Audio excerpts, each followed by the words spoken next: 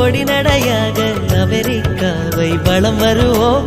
கடல் மேல் சிவப்பு கம்பளம் விரித்து ஐரோப்பாவில் குடிபுகுவோம். நம் காதலை கவி பாடவே செல்லியின் வைரனின் கல்லறை தோக்கத்தை கலைத்திடுவோம்.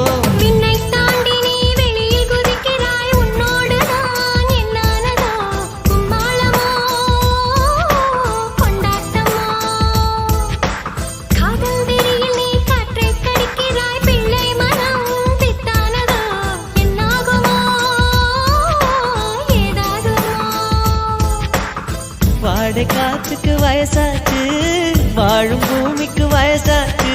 கோடி யுகம் போனால் என்ன, காதலுக்கு எப்போதும் வயசாகாது.